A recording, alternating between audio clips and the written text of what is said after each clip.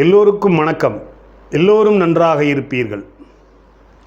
இப்போ தலைப்பு குரு ராகு சேர்க்கைங்க. இந்த குரு சண்டால யோகம் அப்படிம்பாங்க. குருவும் கேதுவும் சேர்ந்துச்சுன்னா கேள யோகம், கோடீஸ்வர யோகம்னு சொல்லுவாங்க.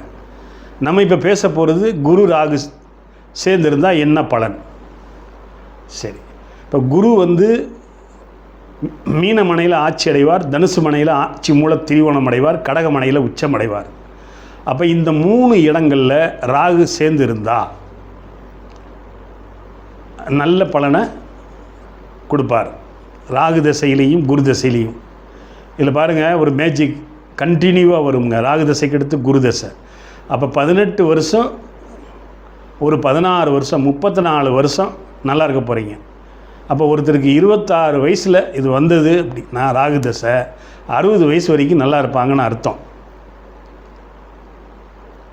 இதுலேயும் கண்டிஷன், இந்த ராகு குரு 13 டிகிரி தள்ளி இருக்கணுங்க. தள்ளி இருந்தால் தான் குரு தசையும் நல்லாயிருக்கும், ராகு தசையும் நல்லாயிருக்கும்.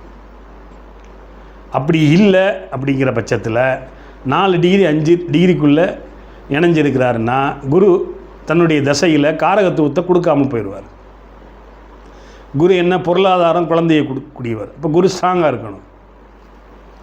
அப்போ உங்களுக்கு ராகு தசை நல்லா இருக்கும், குரு தசை நல்லா இருக்காது. சரி, இதை தவிர 3 வீடுகளை தவிர வேறு இடங்களில் ராகு குரு சேர்ந்துருக்கிறாங்க அப்படின்னா அந்த வீடு கொடுத்தவன் வலுத்திருக்கணும். உதாரணத்துக்கு இவர் மிதுன மனையில் குரு ராகு சேர்க்கை இருக்குது. அப்போ புதன் கன்னி மனையில் ஆட்சி மூல திரிகோணம் உச்சம் பெற்றுட்டா ஆட்டோமேட்டிக்காக இந்த 2 தசையும் நல்லாயிருக்கும். 2 தசையும் நல்லா இருக்கணும் அப்படின்னா லக்னாதிபதி வலுத்திருக்கணும், ஸ்ட்ராங்காக இருக்கணும். குருவும் ராகுவும் 13 டிகிரி விலகி இருக்கணும். இருந்தால் ராகு தசை 18 வருஷம், குரு தசை ஒரு 34 வருஷம் நல்லா இருக்கும். பருவத்தில் வரணும். நிறைய பேர் கேட்பீங்க, எனக்கு சார் ராகு குரு சேர்ந்துருக்குதே, நீங்கள் சொல்கிற மாதிரியெல்லாம் நான் பொருளாதாரத்தில் சம்பாதிக்கலையே அப்படின்னு கேட்பீங்க. உங்களுக்கு தசை வந்திருக்காதுங்க. சரியா? அதனால தான். இல்லைன்னா அந்த ராகு குருவை சனி 3ஆம் பார்வை, செவ்வாய் 4ஆம் பார்வையாவோ பார்த்துருப்பாங்க. இல்லை சனி 7ஆம் பார்வையாவோ செவ்வாய் 8ஆம் பார்வையாவோ பார்த்தாச்சுன்னா அது நல்லது வேலை செய்யாதுங்க. மீறி ஒரு குரு பகவானோ ஒரு வளர்பிறை இல்லை பௌர்ணமி சந்திரனோ பார்வை கிடச்சா இன்னும் பூஸ்டப் ஆகி நல்ல பலனை கொடுத்துருவாருங்க. ஏன்னா ராகுனாலே பிரம்மாண்டத்தை கொடுக்கக்கூடியவர். அவருக்கு என்ன வீடு கொடுத்தவன் ஆட்சி உச்சமடையணும். சுவர்கள் பார்க்கணும், அசுவர்கள் பார்க்கக்கூடாது. அதே நேரத்தில் ராகு தசை நல்லா வரணும், நல்லா சம்பாதிக்கணும் அப்படின்னா லக்னாதிபதி ஸ்ட்ராங்காக இருக்கணும்.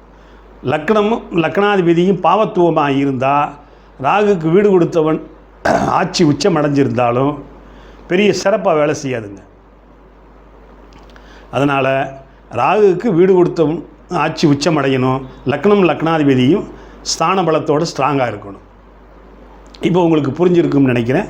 நன்றி நண்பர்களே. இந்த வீடியோ பிடிச்சிருந்ததுன்னா லைக் பண்ணுங்கள், ஷேர் பண்ணுங்கள், சப்ஸ்கிரைப் பண்ணுங்கள். பெல் பட்டன் அமுக்குனீங்கன்னா நான் போடுற ஒவ்வொரு வீடியோ உங்களுக்கு நோட்டிஃபிகேஷனாக சேரும்.